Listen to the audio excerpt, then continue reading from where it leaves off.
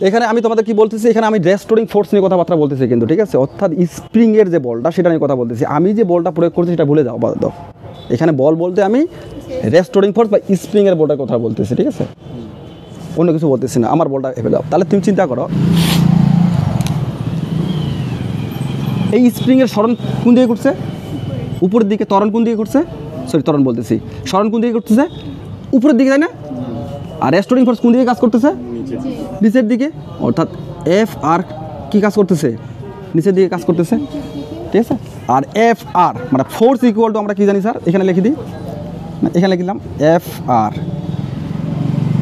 এটা জান নাকি? আমি ওই সূত্রটার প্রতিপাদনটা আমি স্প্রিংয়ের ক্ষেত্রে অ্যাপ্লাই করছি। তাহলে কি F R equal to M A হবে, তাই না? এটাই তো হবে।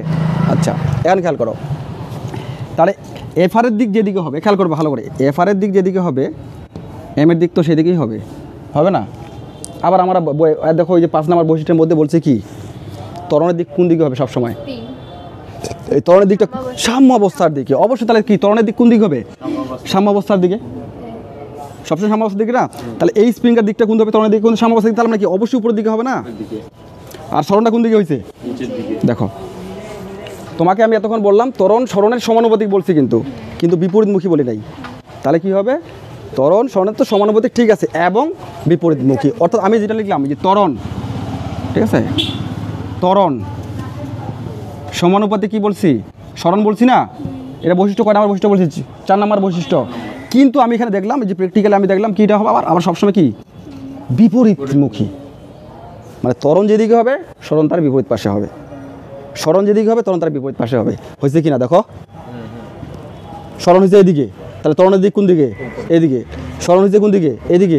ত্বরণের দিক কোন দিকে? নিচের দিকে।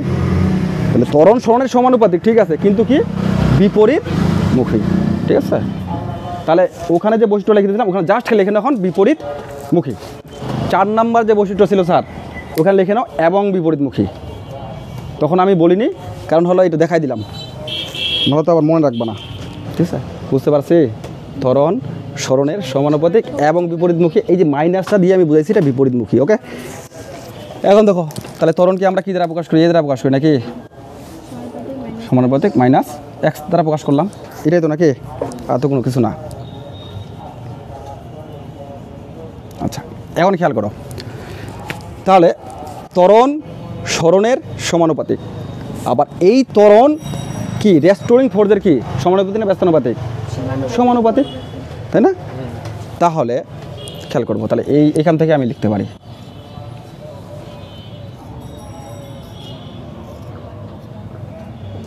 এটা লেখা যাবে কিনা দেখো তো। এখানে খেয়াল করো ভালো করে, তুমি চিন্তা করো, মানে এফ আর ইকুয়াল টু আমি কী লিখছি? এটা কি লেখা যাবে? কেমনে লেখা যাবে সেটাই এখন তো প্রশ্ন নাকি? খেয়াল করো, দেখো এটার যদি এর সমানুপাতিক হয় তাহলে এটা এর সমানুপাতিক, আবার এই ত্বরণ কি এফ এর সমানুপাতিক, তাহলে অবশ্যই এই এফ আর এর তো সমানুপাতিক হবে না? এখান থেকে আসছে, মানে তো সমানুপাতিকভাবেই তো চলতেছে নাকি? অর্থাৎ এই সরণ, যেহেতু এই সরণটা হলো এর সমানুপাতিক, আবার এটা হলো কি এফ আর এর সমানুপাতিক, তাহলে আমি অবশ্যই বলতে পারবো এই হলো এক্সটা এফ আর এর সমানুপাতিক। এটাই বলছি, আর কিছু বলি নাই তো। মানে এর ভিতর এ আছে, মানে এর ভিতরেই তো এ লুকায় আছে না? এই খেয়াল করবা, এই যে এর ভিতরেই তো এ লুকায় আছে নাকি? মানে এ মানে তো এটাই, খেয়াল করবা, এ মানে ওটাই, যার এর জায়গায় আমি কি বলতেছি এখানে এক্স বসাই দিছি। কেন বসাই দিছি? কারণ এর সমানুপাতিক হলো এক্স, ঠিক আছে? তাহলে দেখো এই যে এফ আর এর, আচ্ছা তাহলে এই দেখো এফ আর এর সমানুপাতিক হলো এ, তাহলে এর সমানুপাতিক কি এক্স, তাহলে এর জায়গায় শুধু এক্স মাইনাস এক্স বসাই দিচ্ছি, কোনো কিছু করি নাই, ওই সমানুপাতিক রিলেশনে এটা বসাই দিছি, ঠিক আছে? আর যদি কষ্ট হয় তাহলে মনে করো এটা হুকের সূত্র লিখছো, এটা লিখে নাও। আচ্ছা, এখানে দেখো এখন আমি কি কাজ করব?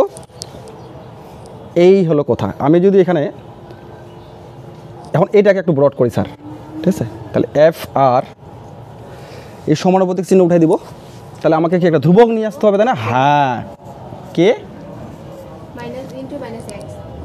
মাইনাস দাও বা না দাও সমস্যা নেই। এই যে সমানুপাতিক চিহ্ন উঠাই দিছি, এখানে একটা ধ্রুবক নিয়ে আসছি কে, এখানে এক্স। এটা কার বল বলো দেখি? স্প্রিংয়ের কি, হ্যাঁ রেস্টোরিং, এটা স্প্রিং, হ্যাঁ স্প্রিংয়ে লিখে দিই তোমাদের, তাহলে পরে আবার বলবা যে অন্য কিছু। ঠিক আছে, স্প্রিং ফোর্স বা রেস্টোরিং ফোর্স, ওটা স্প্রিংয়ের বল কিন্তু। ঠিক আছে, যেহেতু এটা স্প্রিংয়ের বল, আবার এখানে স্প্রিংয়ের স্মরণ ঘটছে, তাহলে এটা স্প্রিংয়ের কোনো কিছু হবে, এটা কোনো কিছু হবে, এটুকু তো বুঝতে পারতেছি তাই না? এখানে স্প্রিং ছাড়া কোনো আলাপ হচ্ছে না। এই যে কেটা এখানে আমি যে ইকুয়াল উঠাই দিলাম তাই না, দেখো, অর্থাৎ হ্যাঁ সমানুপাতি উঠাই দিয়ে এখানে ধ্রুবক নিয়ে আসলাম। কে, এই কে এর নাম হলো স্যার স্প্রিং ধ্রুবক, স্প্রিং ধ্রুবক, খুব গুরুত্বপূর্ণ এই সূত্রটা, স্প্রিং ধ্রুবক। আর এই স্প্রিং ধ্রুবক আসলে আমরা কেন পড়াশোনা করতেছি, মানে কেন পড়াশোনা করতেছি স্প্রিং ধ্রুবক, আসলে স্প্রিং ধ্রুবক আমাকে বলে দে একটি স্প্রিং কতটা শক্তিশালী।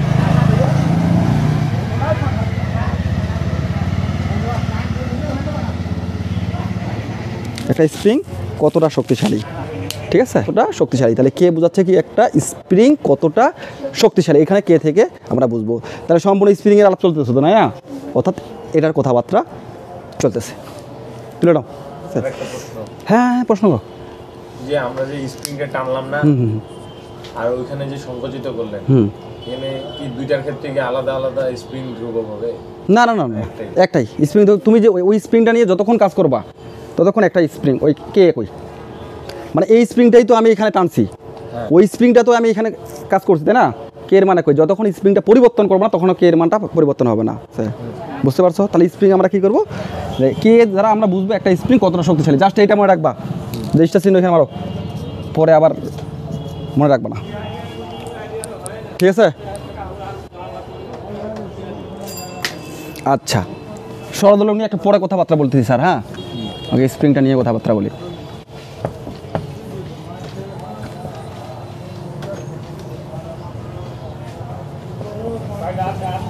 আচ্ছা পরবর্তীতে তুমি চিন্তা ভাবনা করো, এখন এটা এই স্প্রিংয়ের যে অসিলেশনটা সিম্পল হার্মোনিক মোশন তোমাদেরকে আমি বলে দিছি, তো এটা তো প্রমাণ দেখাইতে হবে, ছোটো না, দেখাও যে এই যে সিম্পল হারমোনিক, দেখাও যে স্প্রিংয়ের যে অসিলেশনটা গতিটা এটা সিম্পল হারমোনিক মোশন, তাই না? এটা তো আমরা জানি না, কিন্তু আমাদের যদি বলে দেখাও ছোট্ট করে একটা যদি প্রমাণ, আমাকে তো একটু ম্যাথমেটিক্যালভাবে দেখাতে হয় ফিজিক্সে, তাই না? বললে তো হয় না, একটা ম্যাথমেটিক্যালভাবে দেখাতে হয়। আচ্ছা একটা স্প্রিংকে আমি, আচ্ছা আমার হলো তুমি চিন্তা করো তো, সিম্পল হারমোনিক বৈশিষ্ট্য হতে গেলে আমার কয়টা বৈশিষ্ট্য থাকতে হবে? 5টা বৈশিষ্ট্য থাকতে হবে। 5টার মধ্যে যে কোনো একটা যদি থাকে তারপরও আমি বলতে পারি না এটা সিম্পল হারমোনিক মোশন হতে পারে, যদি একটাও না থাকে তো বলা যাবে না। তোমাকে তো যে কোনো, তুমি যখন প্রমাণ করতে বলবে তোমাকে যে কোনো 2টা বৈশিষ্ট্য দেখাইতে হবে যে এটা মেনটেন করতেছে, যেহেতু 5 নম্বর বৈশিষ্ট্যটা মেনে চলতেছে এই জন্য এটা সিম্পল হারমোনিক মোশন, কমপক্ষে তো এটুকু বলতে পারতে হবে, যে কোনো একটা বৈশিষ্ট্য বলতে হবে না, তাহলে তুমি বলতে পারো সিম্পল হারমোনিক মোশন। আচ্ছা দেখো এখানে তাহলে আমরা এফআর মানে স্প্রিংয়ের বল ইকুয়াল টু আমরা কি জানি এম এ, তাই না? একটু আগে আমি দেখলাম, একটু আগে তোমাদেরকে আমি বললাম সেটা কি বের করছিলাম বলতো স্যার, একটু আগেই এফ আর সমানুপাতিক মাইনাস কে এক্স করলাম, তাহলে এফ আর এর জায়গায় এখানে বসানো যাবে, মাইনাস কে এক্স বসানো যাবে না, তারপর এ, আচ্ছা এটাকে ফ্রি করি তাই না, এই তো এটা তো করা যাবে না, কি এটা করা যাবে না, কে তো আমার ফিক্সড, আমি যতক্ষণ স্প্রিং চ্যাম্প পরিবর্তন করবো না ততক্ষণ বন্ধ কে ফিক্সড, ভর তো আমার ফিক্সড, এখানে যে ওজনের বস্তুটা দিচ্ছে সেখানে সেই ওজনের বস্তুটা, এখানে ওই ওজনের বস্তুটা, তাহলে এটা সম্পূর্ণ ধ্রুবক, তাই না? তাহলে এটাকে উঠানো যাবে না, তাহলে এ সমানুপাতিক মাইনাস এক্স। হ্যাঁ অবশ্যই এই স্প্রিংয়ের যে অসিলেশনটা সেটা হলো সিম্পল হারমোনিক মোশন, কারণ এটা কে মেনটেন করতেছে, এটা ছিল আমাদের শর্ত, তাই না? ত্বরণ সরণের কি সমানুপাতিক এবং বিপরীতমুখী, হ্যাঁ তাহলে এটা অবশ্যই সিম্পল হারমোনিক মোশন। এটা পরীক্ষায় আসবে না, আমি তোমাদের দেখাইলাম, এটা মাথায় রাখবা।